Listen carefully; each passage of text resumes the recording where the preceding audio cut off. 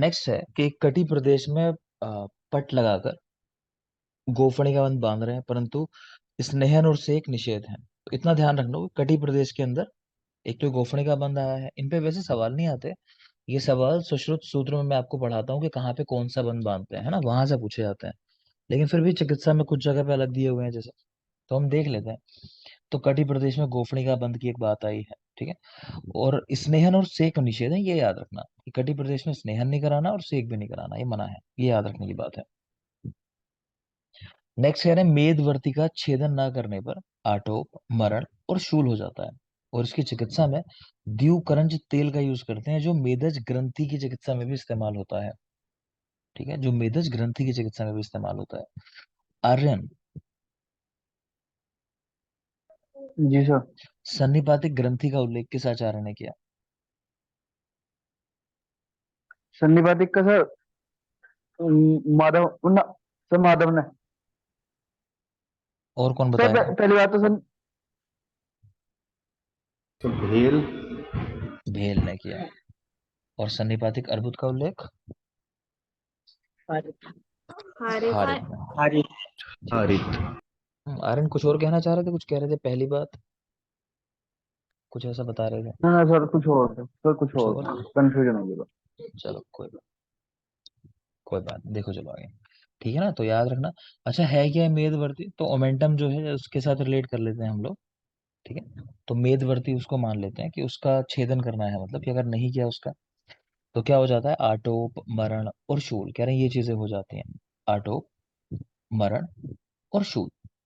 तथा द्यूकरंज तेल यूज होता है। तो मेनली तो ये याद रखना है कि द्यूकरंज तेल यूज होता है मेदजवर्ती की चिकित्सा में, ठीक, इतना याद रखना है आपको यहाँ। नेक्स्ट है पृष्ठ में अगर भग्न हो गया कोई, पृष्ठ भाग में, पीठ के अंदर, तो वो कह रहे हैं फिर उत्तान शयन कराना है, ठीक है। पीछे कर्काटिका प्रदेश, गर्दन आपने देखा था भग्न होने, वहां भी ऐसी बात थी, अजय परिषेक करना है अजाग्रत का। बाकी कह रहे हैं उरहा प्रदेश में व्रण होने पर पेट के बल शयन कराना है ना, मतलब उल्टे सोना है, ठीक है, अगर उरहा प्रदेश में भग्न हुआ है।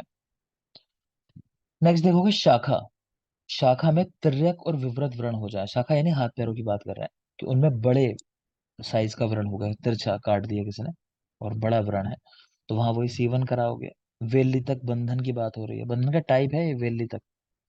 तेल से सिंचन कराते हैं, गोफड़ा बंद बांधते हैं कह रहे हैं, ठीक है। गोफड़ा बंद कह रहे हैं गुदभ्रंश में भी इस्तेमाल होता है। तो अगेन इनमें सवाल नहीं पूछे जाते, बंद बंद के चक्कर में मत पड़ो आप ज्यादा, सिंपल सी बात याद रखनी है कि शाखाओं में अगर व्रण हुआ है तो ये तेल सिंचन स्पेशली याद रखोगे। पीछे भी आपने देखा है कि तेल से दग्ध कर दिया गया था, शाखाएं पूरी तरह कट गई हैं, तो इस चीज को जरूर याद रखना, ठीक है। और ये जो है गोफड़ा बंद, इसमें याद रख लोगे गुदभ्रंश में बांधा जाता है, गुदभ्रंश यानी रेक्टल प्रोलैप्स, तो वहां बांधा जाता है, वो जरूर याद रखना, ये गोफड़ा बंद इन गुदभ्रंश, ठीक है। आगे चलते हैं। नेक्स्ट कह रहे हैं उधर से मेदवर्ती अगर बाहर आने लगे, हाँ, बाहर आ गई, मेदवर्ती की इंजरी हुई है, ओमेंटम मतलब वो बाहर आ गया, तो कह रहे हैं कषाय भस्म और काली मिट्टी, इनका चूर्णन करेंगे उसके ऊपर, सूत्र से बंधन करेंगे, ठीक है। उसके बाद काट देंगे। काटने के लिए कौन सा शस्त्र यूज कर रहे हैं ये जरूरी है। तो ऐसा शस्त्र यूज कर रहे हैं जिसके ऊपर मधु लगी हुई है, शहद लगा हुआ है, ठीक है। उसको अग्नि में बिल्कुल तप्त किया पहले, फिर मधु लगा उस पे, उससे इसका छेदन करेंगे। तो साधारण शस्त्र से नहीं, मधु लगे अग्नि तप्त शस्त्र से छेदन करना है किसका? मेदवर्ती का, ये चीज याद रखोगे। और पीछे आपने देखा कि मेदवर्ती जो है अगर नहीं निकालते तो मरण वगैरह ये सब कुछ हो जाता है, देख लो, आटो मरण शूल, और यूज होता है द्यूकरंज तेल, वो याद रखना है। नेक्स्ट है जब आहार जीर्ण हो जाए तो घृतपान दुग्धपान ये सब करा सकते हो। आहार के जीर्ण होने पर घृतपान और दुग्धपान कराना चाहिए। तो याद क्या करना है वो याद रखेंगे कि मधु लगे अग्नि तप्त शस्त्र से छेदन करना है इसका। आगे चलिए और देखेंगे भग्न चिकित्सा में। अल्प अशन, अनात्मवान, वात प्रकृति और उपद्रव जुष्ट, ऐसे चार लोग हैं जिनके भग्न कृच्छ साध्य होते हैं। नंबर याद रखोगे, ऐसा सवाल आ चुका है, कितने लोगों के भग्न कहे गए कृच्छ साध्य होते हैं? तो चार लोगों के, है ना, कि कम खाने वाले के जो खा नहीं पाते, अनात्मवान अपना कंट्रोल ही नहीं अपने ऊपर, वात प्रकृति वाले हैं, या पहले से ही कोई उपद्रव है, कॉम्प्लिकेशंस आ गए हैं, तो ऐसे भग्न कृच्छ साध्य होते हैं। भग्न से पीड़ित व्यक्ति को शाली मांस रस, क्षीर, सर्पी, मुदगयूष, मटर का यूज, सॉरी मटर यूष, ब्रंगण, अनपान, तो इन सब का सेवन कराना चाहिए, नजर डाल लो। ये भ्रंगण स्पेशली याद रखना कि भ्रंगण कराना है। ऐसा मैंने आपको दो तीन जगह बता दिया है भ्रंगण कहाँ कहाँ कराना है। तो एक पीछे देखा था आपने श्वास सिक्का की चिकित्सा, कि समझ नहीं आया तो भ्रंगण कराना है, ठीक है। और एक आपने देखा था कि क्रश व्यक्ति है, से वहां भ्रंगण कराना है मान लो। और जो स्त्री होती है प्रसूता, स्पेशली याद रखना, वो भ्रंगण योग्य कही गई है, उसका भ्रंगण कराना है। हाँ बेटा। नेक्स्ट देखो, कुशा के लिए मधुक, औदुंबर, अश्वत्थ, पलाश, ककुब, त्वक, वंश, सर्ज, वट आदि की त्वचा का इस्तेमाल करते हैं बेस देने के लिए, जैसे आप बांधते हो ना, प्लास्टर वगैरह करते हो, उसकी बात कर रहे हैं। तो उसके लिए रटना नहीं है, नेक्स्ट चलेंगे। आलेपन के लिए मंजिष्ठा, मुलैठी, रक्तचंदन, शतधोत, इनसे मिश्रित शाली पिष्ठी, है ना, इसकी पिष्ठी बना ली चावल की कह रहे हैं, तो वो इस्तेमाल करनी है, अगेन खास नहीं है। नेक्स्ट है आग्नेय ऋतुओं में, ये चीज जरूरी है देखो, आग्नेय ऋतुओं में 3 3 दिन पर, साधारण ऋतुओं में 5 5 दिन पर, और सौम्य ऋतुओं में 7 7 दिन पर बंधन का निर्देश है, कि आपने एक बार जो पट्टी बांधी है मतलब व्रण पे, तो उसको खोलो फिर चेंज करो। तो गर्मियों के दिनों में कह रहे हैं कि बहुत जल्दी जल्दी चेंज करना है, 3 3 दिन पे चेंज करना है इसको। साधारण ऋतुओं में 5 5 दिन पे कह रहे हैं, साधारण यानी जैसे प्रावृट ऋतु हो गई, फिर हमारी बसंत हो गई जैसे, या शरद हो गई, तो ऐसी ऋतुएं जो है वहां पे 5 5 दिन पे। सौम्य ऋतुओं के अंदर कि हेमंत और शिशिर जैसी ऋतुएं होती हैं, तो वहां कह रहे हैं 7 7 दिन पे, है ना। नेक्स्ट चलेंगे। अगला पॉइंट अगेन बहुत जरूरी है, कि बाल्यावस्था में 1 मास, युवावस्था में 2 मास, और वृद्धावस्था में 3 मास में बंध स्थिर हो जाता है। मतलब ये है कि कैलस जो है वो हड्डी जैसा कठोर हो जाएगा, मतलब ये कहने का कि बोन जैसी डेंसिटी आ जाएगी, जो कहीं इंजरी हुई है, फ्रैक्चर हुआ है, ठीक है। सुना होगा ना कि बुढ़ापे में लोग कहते हैं कि अरे इस उम्र के अंदर ये काम मत करो, बुढ़ापे में हड्डियां टूट गई, जुड़ती नहीं है। उसका मतलब ये होता है कहने का कि 3 महीने लगेंगे, बहुत लंबा टाइम लगेगा जुड़ने में, ठीक है। तो बाल्यावस्था 1 मास, युवावस्था 2 मास, वृद्धावस्था 3 मास। नेक्स्ट है अस्थि संधान के 4 उपाय, ये मैं आपको पढ़ा चुका हूँ, मुझे याद है। तो आप सब करके हमने एक ट्रिक याद की थी, आप सब। आप सब यानी पहले आंचन करना है, क्रम याद रखना, फिर पीड़न करना है, फिर संक्षेप, और फिर बंधन। तो आंचन यानी कि बॉन्ड टूटी है, जैसे अलग अलग है दो टुकड़े, तो उनको पास में लाना, मतलब खींच के उस तरह से बात करें। फिर पीड़न करना, कि उसको दबा के थोड़ा सा और क्लोज करते हैं। फिर संक्षेप करना, कि पास तो कर दिया, उसको बिल्कुल एक दूसरे से उसी शेप में जैसे ब्रेक हुई है बॉन्ड, वैसे ही दोबारा कनेक्ट कर देना। और फिर लास्ट में बंधन कर देना, कि उसको टाइटली बांध देना, कि वहीं हीलिंग हो जाए। तो ये 4 स्टेप हैं, आपको रटने हैं। आप सब करके हम इसको याद रखते हैं, आ से आंचन, पा से पीड़न, सा से संक्षेप, और बा से बंधन, क्रम याद रखेंगे आप। ये कहाँ देखिए ट्रिक अपना, किसकी चिकित्सा है अपना? कृमि की है, कृमि अपकर्षण की प्रकृति चिकित्सा। विघात अब और कृमि ठीक की है, चिकित्सा ठीक है बेटा, अपकर्षण, प्रकृति विघात और निदान परिवर्जन, है ना, और वहां स्तर निदान याद। परिवर्तन। ठीक है। अच्छा एक और चीज है, मैंने आपको आज ना एक इमेज शेयर किया आपके साथ, उसमें मैंने ये लिखा है कि क्या चीजें आपको रिवाइज करनी है ना। उसका मतलब क्या है, कि अगर आपने वो पार्ट कर लिया, कम से कम वो पार्ट आपने अगर कर लिया तैयार, जितना मैंने आपको दिया है, तो आप ये मान सकते हो कि अब आपको अगर टाइम मिल गया अचानक से, कि भाई 7 दिन बाद एग्जाम है, 10 दिन बाद एग्जाम है, तो आप ये मान सकते हो कि आपका सब तैयार है लगभग, है ना, कि सिर्फ आपको रीडिंग लगाते चले जाने एक साइड से पकड़ के। तो मैंने आपको वो पोर्शन दिए हैं कि उनको तैयार रखो। साथ में गोविंद पारिक गाइड और है, मैंने लिखी नहीं है, वो आप जानते ही हो, पूरी जरूरी है, तो वो तो करके रखनी है, ठीक है। तो ये सारे पार्ट अगर आपके तैयार हैं, तो मतलब ये है कि आप कभी भी तैयार हो, कोई आज कह दे कि भाई 10 दिन बाद एग्जाम है, तो आप कर लोगे कवर, उसका मतलब ये होता है अगर ये तैयार हैं आपके, ठीक है। तो इन टॉपिक्स को हर कोई तैयार कर लेगा, ठीक है। अगर ये आपने तैयार कर लिया, तो ये मान लेना कि तैयारी आपकी ठीक ठाक हो चुकी है एग्जाम पॉइंट ऑफ व्यू से, अगर ये पार्ट आपने तैयार कर लिया।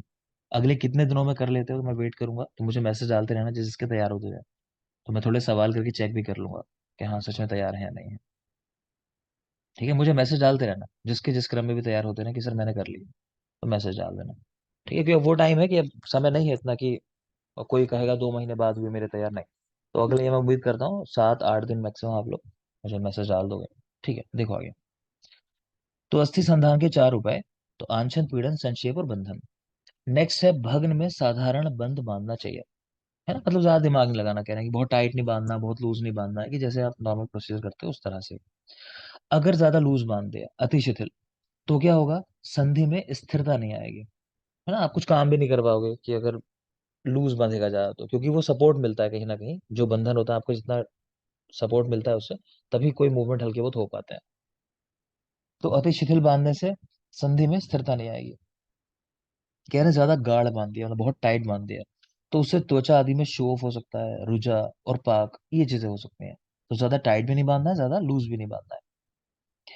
परिषेक के लिए न्यग्रोध आदि गण के द्रव्यों का शीतल कषाय यूज करते हैं। न्यग्रोध शीतल होता है, पीछे ही बात की थी हमने कि पैतृक व्रण के अंदर न्यग्रोध है या पद्मक आदि गण, उनका प्रयोग करते हैं। वेदना युक्त भग्न में लघु पंचमूल सिद्ध शीर अथवा सुखोष्ण चक्र तेल का प्रयोग करते हैं। तो वेदना हो रही है कहीं भग्न के अंदर, तो लघु पंचमूल से सिद्ध किया हुआ शीर अथवा सुखोष्ण चक्र तेल, हाँ, थोड़ा सा उष्ण किया हुआ चक्र तेल कह रहे हैं, इसका प्रयोग कराना है। ये ध्यान रखना, लघु पंचमूल से शीर स्पेशली। रोगी को मधुर औषधियों से सिद्ध ग्रष्टि शीर, सर्पी और लाक्षा चूर्ण मिलाकर प्रातःकाल सेवन कराना चाहिए। तो लाक्षा आप जानते ही हो कि व्रण को भरने वाला होता है अच्छे से। ठीक है, तो मधुर औषधियां दे रहे हैं साथ में। ग्रष्टि शीर की बात कर रहे हैं, है ना, सद्य प्रसूत जो गाय होती है जैसे, उसका दुग्ध कह रहे हैं वो देना है। सर्पी का प्रयोग कराना है और लाक्षा चूर्ण है। व्रण युक्त भग्न में मधु सर्पी युक्त कषाय से व्रण का प्रतिसारण करना चाहिए। तो इनको रटना नहीं है, बता चुका हूं मैं आपको, मधु सर्पी बार बार मिलेगा, हीलिंग कराने की प्रॉपर्टी है इसकी, है ना। आगे हम पढ़ेंगे सूत्र स्थान, मतलब जिन लोगों ने नहीं पढ़ा है, तो वहां आप देखोगे तिल कल्क और ऐड हो जाता है कि हीलिंग कराने के लिए तिल कल्क बड़ा अच्छा काम करता है। नेक्स्ट है प्रथम वय, अल्प दोष और शिशिर ऋतु। ये व्रण के लिए सुख साध्य कंडीशन है कि प्रथम वय मतलब अर्ली एज है बच्चे के भी। प्रथम वय का मतलब है, हम कहते हैं ना कि ये शिशु अवस्था, बाल्यावस्था है, फिर ये मध्यम अवस्था है, वृद्धावस्था। तो प्रथम वय यानी पहले वाली जो स्टेज है वो बाल्यावस्था। तो वो कंडीशन, या फिर दोष बहुत कम हो। और तीसरा कह रहे हैं शिशिर ऋतु, सर्दियों के दिन। तो वहां पे अगर कोई इंजरी हुई है तो वो जल्दी ठीक हो जाएगी, सुख साध्य है। उत्पिष्ट और विश्लिष्ट संधि को कह रहे हैं ना घट्टयेत।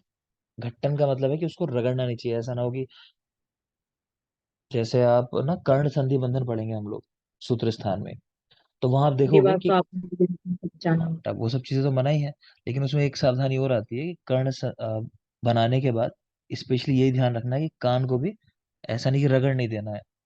जो बनाया है कान, पता चला गायब हो गया, डॉक्टर ने मेहनत की 3 4 दिन, आज कान गायब है। तो वही चीज यहाँ भी कह रहे हैं ना घटे, है ना, कि इसको रगड़ना नहीं है, ये कह रहे हैं उत्कृष्ट और विश्लिष्ट को, तो देख लेना। और शीतल लेप परिषेक का प्रयोग कराना है। अगला पॉइंट बहुत बहुत जरूरी है, ध्यान से देखोगे फिर अगले 2 4 पॉइंट जो है काफी जरूरी है, कि पात तल भग्न होने पर घृत का अभ्यंग कराते हैं, कुशा रखकर वस्त्र से बंधन और व्यायाम निषेध है। 2 पॉइंट याद करने हैं आपको बस, कि एक तो घृत का अभ्यंग कहाँ बताया गया है, तो पाद तल भग्न होने पर, ठीक है, पैर के तल भाग में भग्न हो तो घृत का अभ्यंग जरूरी है। तेल का नहीं लिखा, घृत का अभ्यंग लिखा हुआ है। और व्यायाम निषेध, व्यायाम नहीं करना है। दोनों पे सवाल आ चुके हैं। उर्वास्थि भग्न में चक्र योग का प्रयोग, ये सीधे सीधे याद करोगे, चक्र योग का प्रयोग, है ना। टेक्निक है इसमें दिया है कुछ ऐसा, उठा के घुमा देते हैं उसको पूरा, तो आप चक्र में नहीं पढ़ोगे, सीधा याद करो। उर्वास्थि भग्न हुआ है तो चक्र योग का प्रयोग करना है। कटी भग्न में बस्ती का प्रयोग कराना है। कटी भग्न बस्ती का प्रयोग। पार्श्व का भग्न ऑलरेडी बता चुका हूं आपको, क्या कराते हैं इसमें, तेल पूर्ण द्रोणी या कड़ाहे में शयन, यही याद रखना है, बाकी देख लेंगे। घृत का अभ्यंग करा रहे हैं यहाँ पे, निबंधनी अभ्यंग, कवली का रख के पटबंधन तथा तेल पूर्ण द्रोणी या कड़ाहे में शयन कराना, है ना। तो ये है कि अब टूट तो गई है उसकी परसों है, तो उसे फ्राई व्राई करो बढ़िया से तेल घी में, खा लो अगर मजबूरी है ना। तो पार्श्व भग्न में तेल पूर्ण द्रोण या कड़ाहे में शयन कराना है। अगला है तल भग्न।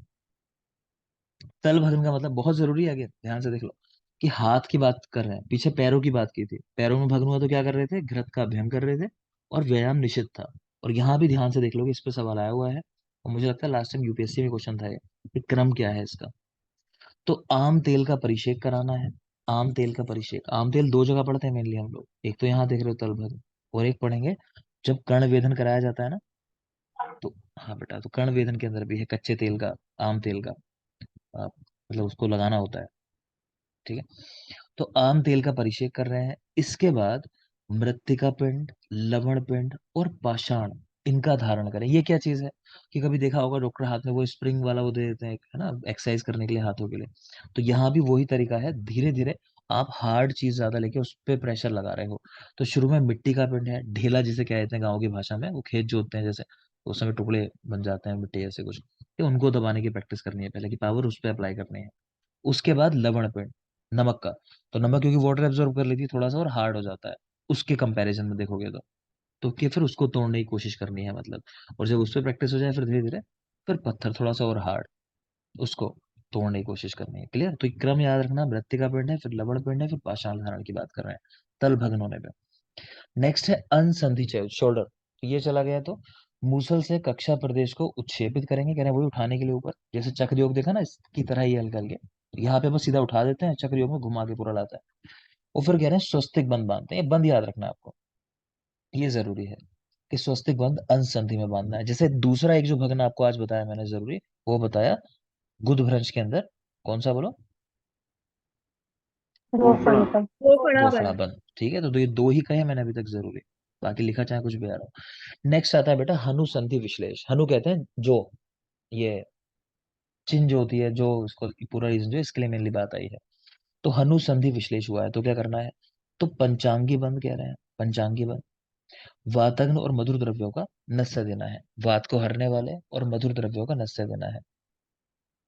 तो देख लेना, यहाँ तो लिखा है पंचांगी बंध, पीछे सूत्र स्थान में हम लोग पढ़ते हैं तो खटवा बंध है, वो भी लिखा हुआ है ब्रैकेट में, तो आप दोनों ही चाहो तो याद कर लो। ठीक है, फर्स्ट प्रायोरिटी खटवा को देना, खटवा बंध। सेकंड प्रायोरिटी पंचांगी को देना। ठीक है, आगे चलेंगे।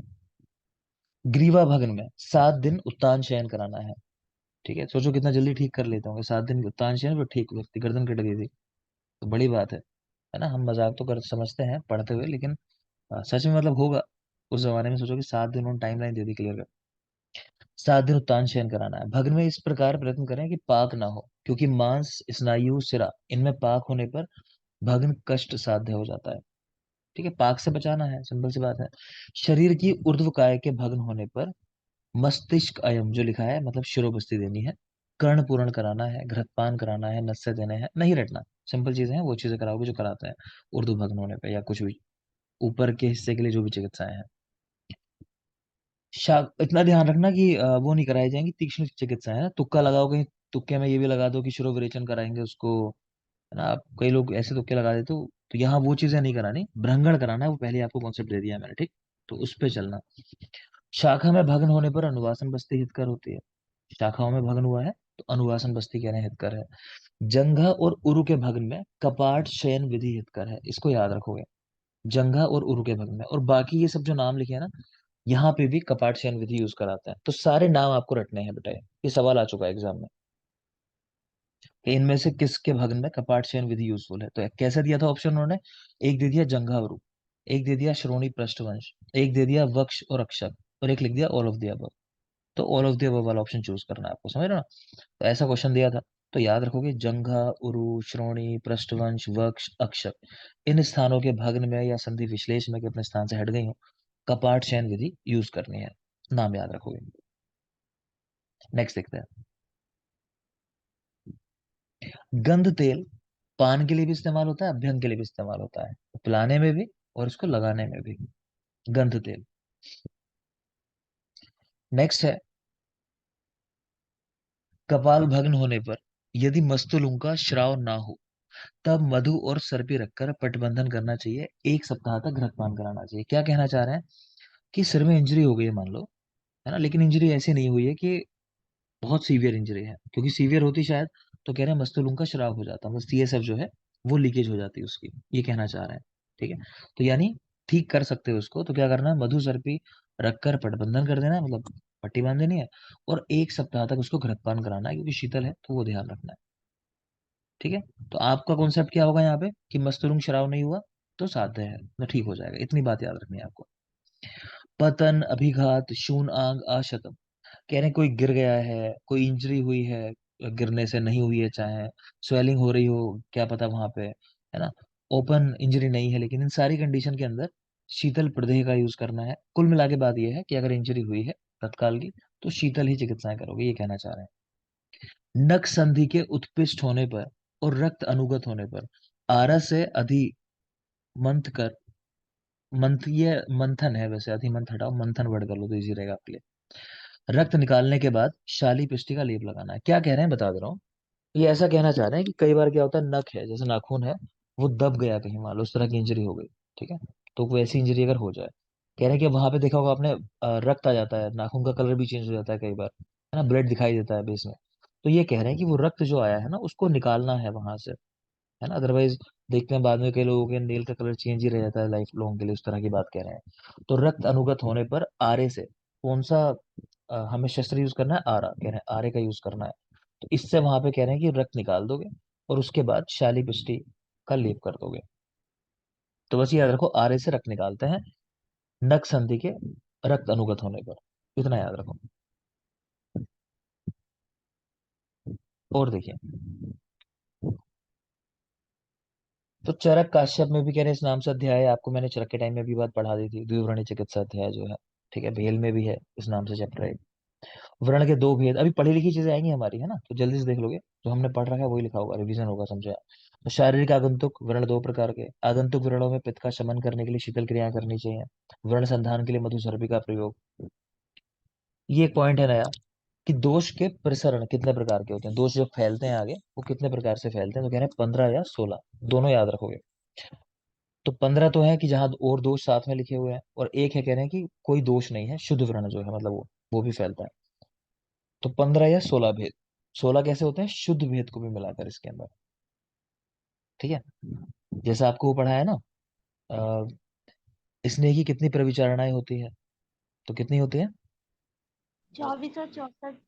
24 24 24 ट्वेंटी फर्स्ट 64 तो 64 जो बताई गई है उसमें क्या लिखा हुआ है कि 63 प्लस 25 अच्छे अच्छे स्नेह। स्नेहपान, ठीक है ना। हाँ बेटा, तो अच्छे स्नेहपान क्या है, शुद्ध स्नेह का प्रयोग कराना, तो वो होता है अच्छे स्नेहपान। उसी तरह ये भी है कि शुद्ध भेद को भी मिला दो आप, तो टोटल ये 16 वैरायटी हो जाती है।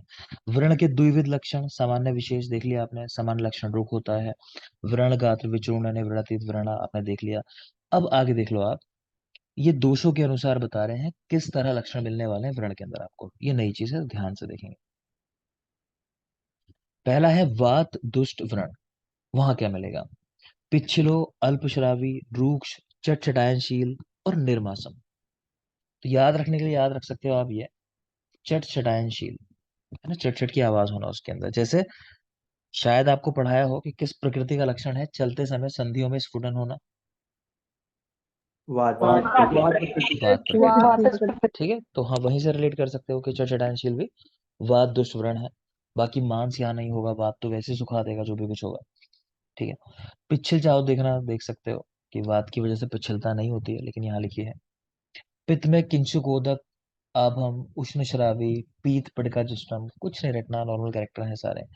कफ में देख लो, प्रतत चंड कंडु बहुला, है ना, लगातार इचिंग हो रही है, बहुत सीवियर इचिंग हो रही है। स्थूल ओष्ठ, ओष्ठ होते हैं व्रण के जो मार्जिन होते हैं ना, मुख जो है वो, कि वो कैसा है, स्थूल ओष्ठ, कि वो मार्जिन जो मोटे होंगे, स्किन वहां की मोटी होगी। स्तब्ध सिरा स्नायु जालवत्ता, अगेन नहीं याद करना, कुछ खास नहीं है। रक्तज वाला काफी जरूरी है, ध्यान से देख लोगे। प्रवाल दल नीचे प्रकाशा, तो जैसा प्रवाल का कलर होता है थोड़ा सा, कह लो आप पिंक टाइप का हल्का सा कलर, कि वैसा कलर है। प्रवाल दल नीचे प्रकाश। तुरंग गंधी, है ना, कि क्षारीय गंध होती है। तुरंग गंधी वर्ड याद रखोगे, तुरंग गंधी। सावेदनो धुमायनशील, दोनों वर्ड याद रखना है, प्रवाल दल नीचे प्रकाश और तुरंग गंधी। कौन सा व्रण है, रक्तज व्रण है। वात और कफ की वजह से मुहुर्मुह, शीत, पिच्छिल, अल्पश्रावी, कुछ खास नहीं।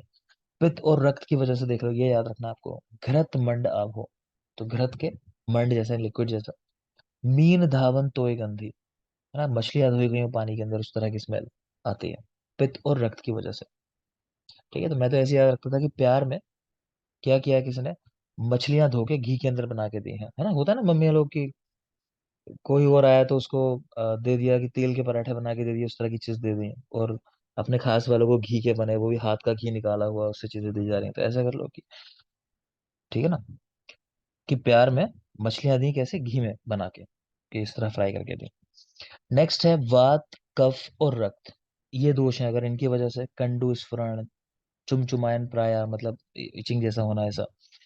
पांडु घन रक्षरावे, कुछ खास नहीं है। पित्त कफ रक्त में भी लिखा है कि वहां भी ऐसे वर्ड मिलता है, पांडु घन रक्षरावे। तो याद क्या रखना, एक बार फिर बोल रहा हूं मैं। वात वाले के अंदर चटचटायनशील याद रखोगे। कफ में करना चाहो तो प्रतत चंड कंडु, ये जो वर्ड आया है, और एक स्थूल ओष्ठ चाहो तो ये देख सकते हो। रक्त में प्रवाल दल नीचे प्रकाश और तुरंगंधी, ये सबसे जरूरी है इन सारे लक्षणों में। प्रवाल दल नीचे प्रकाश और तुरंगंधी। और पित्त रक्त वाला इसके बाद सेकंड नंबर पे जरूरी है, घृत मंडाभो, मीन धावन तोय गंधी। क्लियर, इतना याद रखना है, आगे आ जाएंगे। कह रहे हैं शुद्ध व्रण कैसा होता है, शुद्ध व्रण देखने में कैसा होता है? तो जीवा तल आभो, जीवा के तल भाग जैसा कह रहे हैं उसका कलर होगा। ठीक है। मृदु है, स्निग्ध है, श्लक्षण, विगत वेदना, पेन नहीं हो रहा होगा। सुव्यवस्थित, तो ठीक लग रहा है देखने में, कुछ अजीब शेप वेप नहीं है। निराश्राव, शुद्ध व्रण होती। ठीक है, तो ये शुद्ध व्रण का लक्षण बताया। एक ही कैरेक्टर जरूरी है, जीवा तलाब, वो देख लेना, जीवा तल की आभा वाला। ठीक है। फिर अगला श्लोक एक और देख रहे हो आप, सुश्रुत का ही। त्रिभिर दोषे अन आक्रांता, श्याव ओष्ठा पिडकी समहा, आवेदनो निराशरावो, व्रणा शुद्ध ही उच्यते। तो तीनों दोषों से आक्रांत नहीं होगा, ना वात से, ना पित्त से, ना कफ से। देखने में ओष्ठ कैसे होंगे उसके, यानी मार्जिन कैसे होंगे, तो श्याव वर्ण कह रहे हैं थोड़ा सा। पिडकी समहा, यानी छोटी छोटी पिड़काएं वहां बनने लगेंगी जब हीलिंग होती है ना, तो ग्रैनुलेशन टिश्यू जो हम कहते हैं बनने लगता है, तो वो चीज कहना चाह रहे हैं। तो पिडकी समहा, पिड़काएं बनने लगी छोटी छोटी। अवेदनो निराश्रावो, कोई श्राव नहीं हो रहा, किसी तरह की वेदना नहीं है। तो ये शुद्ध व्रण है। इसकी परीक्षा क्यों जरूरी है?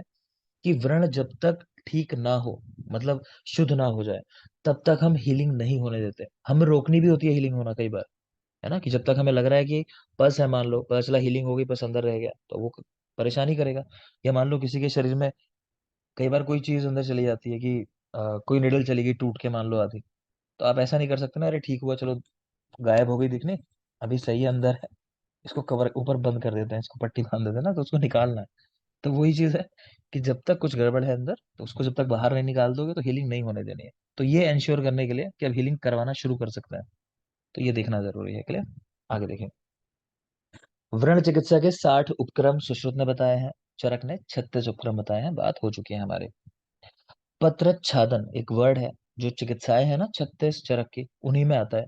तो चरक ने पत्रच्छादन ये शब्द दिया है, एक तो देख लेना। गयादास ने ये जो 60 उपक्रम है सुश्रुत वाले, कह रहे हैं उनमें पाचन कर्म का उल्लेख नहीं किया। इन पर कहीं क्वेश्चन नहीं है, ठीक? ये ऐसा नहीं है बहुत जरूरी चीजें हैं, बस लिखी है विमर्श में तो लिख दी मैंने, मैं बता दूंगा जहां जरूरी चीज होगी। फिर जेजेट ने लोम अपहरण का वर्णन नहीं किया, ये जरूरी चीज मान सकते हो, क्योंकि जनरली हम लोग ये करते हैं कि वहां के हेयर जो होते हैं जहां भी इंजरी होती है हटा देते हैं। तो जेजेट ने लोम अपहरण का उल्लेख नहीं किया, लोम हटाने जो प्रोसीजर है इसका नहीं उल्लेख किया जेजेट ने।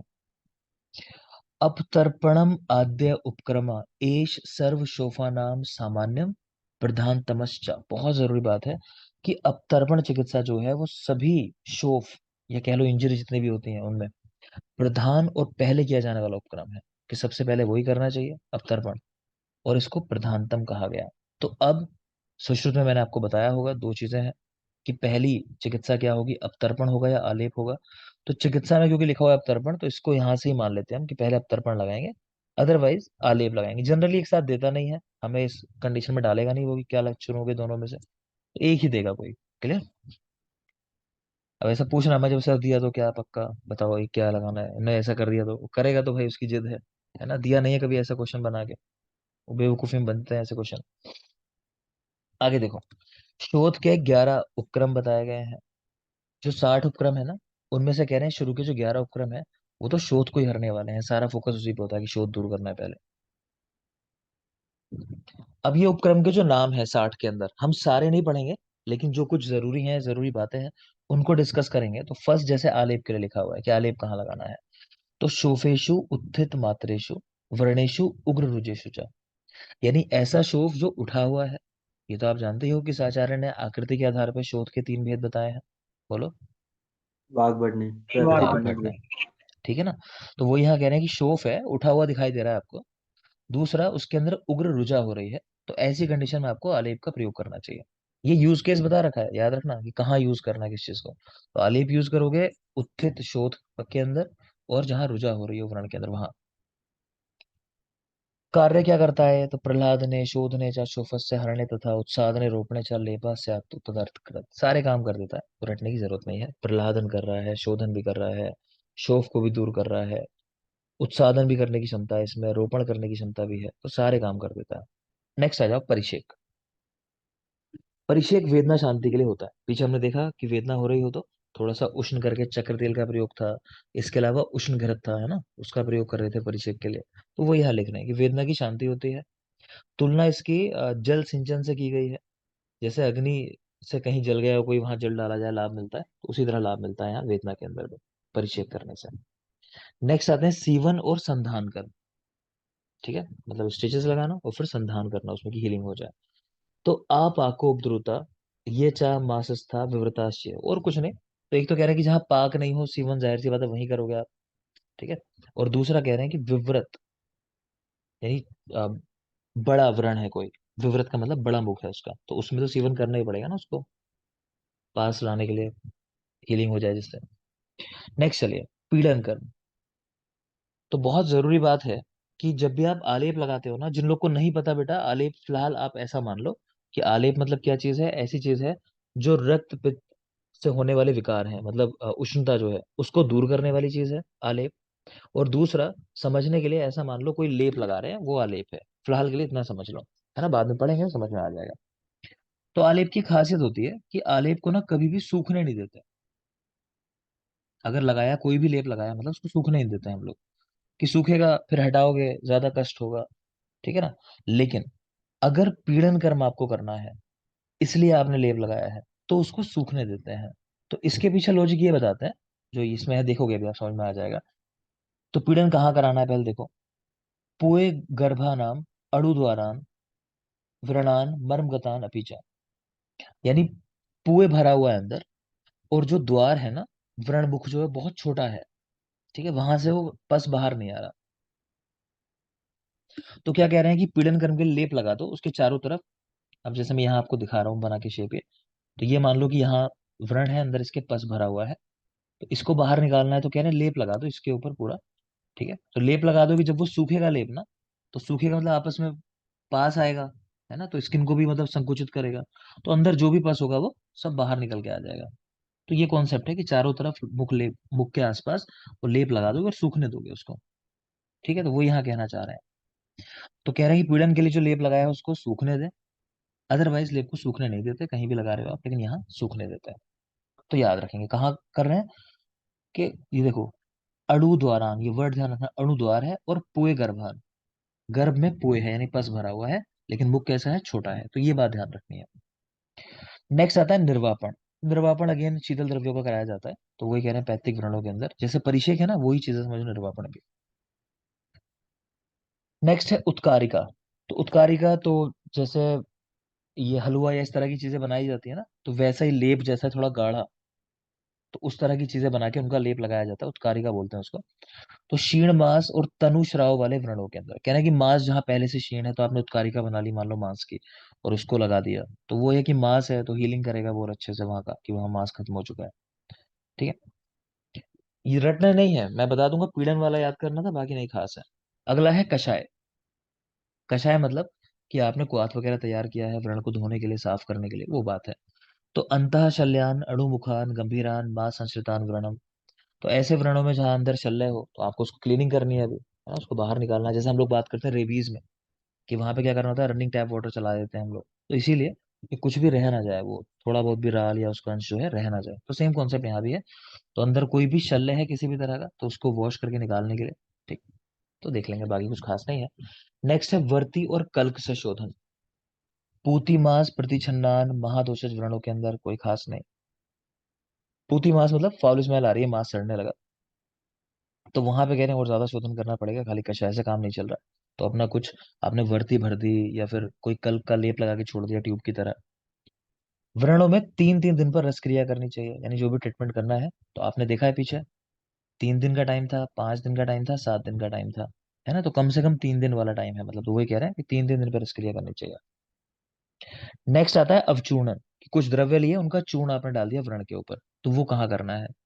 तो मेद जुष्टान गंभीरान दुर्गंधश्चा चूर्ण शोधन है, कि कहीं ऐसा मेद की दुष्टि हो रही हो, है ना, मेद दुष्ट व्रण हो, गंभीर व्रण हो, दुर्गंध आ रही हो, तो वहां पे सब जगहों पे चूर्णन करने की बात कर रहे हैं, अगेन कुछ खास बात नहीं है। नेक्स्ट चलिए, रोपण कर्म। तो रोपण में भी एक ही बात मेनली याद रखनी है, कि रोपण वहां कराना है जहां व्रण शुद्ध हो जाए। आपको श्योरिटी है कि व्रण शुद्ध हो चुका है अभी, कोई शल्य वगैरह नहीं है अंदर, तब कराना है। तो देख लो कि शुद्ध लक्षण युक्त व्रण में रोपण कराना है।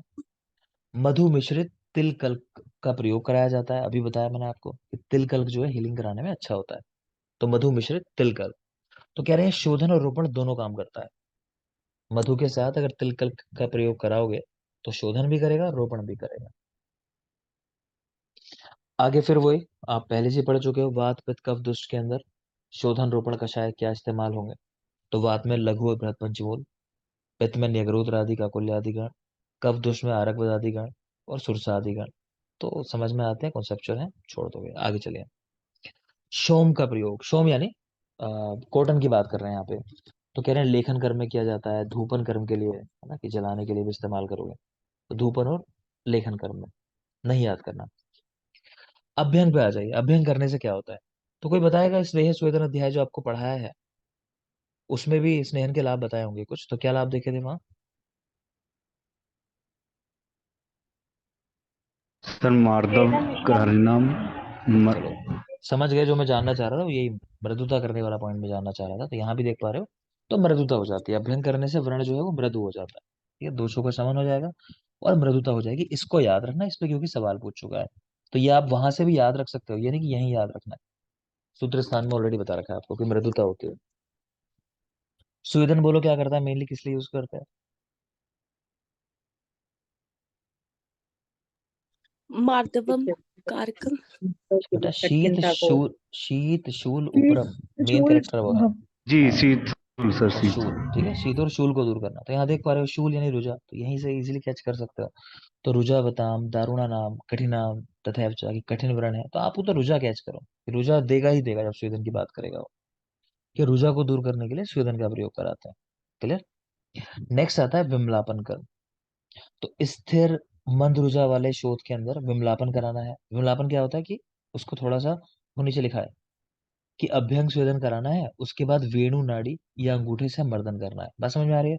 कि व्रण जो है आपको ऐसा लग रहा है कि कुछ एडिशंस हो सकते हैं, कुछ हो सकता है कुछ इस तरह की चीजें बन गई हो कि जिनसे लूज करना उसको जरूरी हो, या अंदर आपको लग रहा है पस वगैरह हो सकता है, छोटे छोटे पस पॉकेट बन गए हो, उसको रिलीज करना जरूरी है। तो उस पर स्नेहन अभ्यंग स्वेदन कराया मतलब आपने। उसके बाद वेणु से, नाड़ी से या अंगूठे से रख के ऊपर उसका मर्दन कर दिया, थोड़ा चला दिया उसको, कि जो भी पस वगैरह हो इजिली वो आ सके। चलो टाइम खत्म हो गया, मैं देख रहा हूँ सेशन का। क्वेश्चन आंसर करना है मुस्कान, सेशन करना है अगला? नहीं करना, पढ़ाई कर रहे थे। चलो ठीक है, नहीं करते। ठीक है, थैंक यू। सेशन खत्म हो रहा है बेटा, मैं देख रहा हूँ एंड हो गया है। थैंक यू, कल मिलेंगे।